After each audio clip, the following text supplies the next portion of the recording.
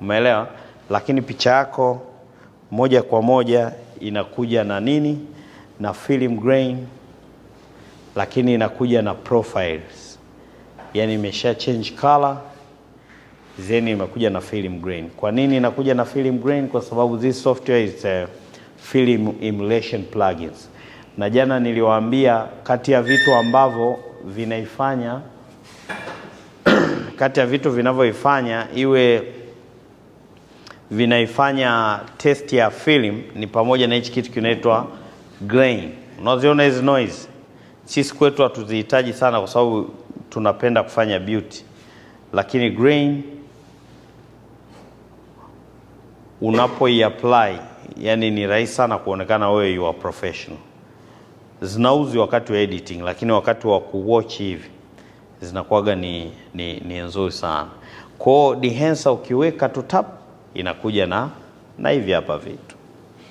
Sasa ni rahisi tu, unaweza ukashuka chini kwenye section ya chini kabisa ya dehancer. Hii ni setting ya dehancer. Sitogusa chochote kule. Sasa hivi naanza na hii. So unakuja una disable all tools. Yani dehancer kuna vitu tayari inakuwa imeviweka grain sijui na profile. Una disable kwa kwamba unaiambia bana mimi nataka nije ni set kimoja, right? So kama unavyoona tunaenda kwenye input, ndio unaenda kufanya color transformation, lakini utumii sasa tools ya DaVinci, unatumia tools ya nini? Ya dehancer. Unachagua kamera, si kama kule yenyewe unachagua labda ni kamera gani, ni Panasonic, si ndio? Ukiweka tu Panasonic hapo unaona ina change, right? Lakini mimi nataka kuchagua perfect Panasonic ambayo nilitumia kwa sababu inakuja na profile yake. Umeona? Ukichange hapo unaona imepunguza mwanga. Hii ndo Lumix S5 2 Mark II. Ndio hiyo hapo. Umeona? So hii ni before. Kwa hapa sijafanya adjustment yoyote. Sasa advantage iko wapi? Angalieni skin tone. Angalia skin tone A ilikuwa kama ina njano. Yaani sawa ni flat, lakini you see kwamba nikicollect itakuja na njano. Lakini skin tone hii unaona ime-convert, inaanza kuja na red tone. Kwa hapo nishafanya color space transformation, si ndio? Tayari yani hapo nishafanya. Kufanya tu hicho kitendo tayari nishafanya. Ninachokuja ni exposure. Na hii si ndio exposure component.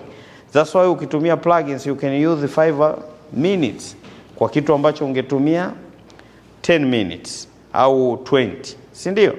Sasa hapo tayari nimeruka. Option ya pili ni exposure, si ndio? Unapunguza exposure kwa kuangalia parade labda. Let's say mimi napenda kutumia hiyo. Unapunguza lakini usishushe sana. Huwa tunaacha space kwenye hivi vitu. Umeona? Kwa tumeipandisha hapo. Tumeirudisha imekuwa inakaa flat fulani. Kwa hapo tunacheza na kitu kinaitwa contrast, si ndio? Okay. Sasa unaposema film emulation ni nini? Nilikwambia ni kitendo cha convert image yako ambayo ni digital kuwa kwenye muonekano wa film. Sasa kuna kitu kinaitwa print. Niliwaambia hizi print, hii hapa option hii. Umeona hii option inaitwa print?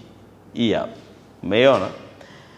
Hizi print ndani yake zinakuja na ka file ambako ni kama LUTs, ambao ndo kanakuja kana i-convert sasa hiyo, yani kana change ule mfumo wa rangi kutoka digital kuenda cinematic film looks.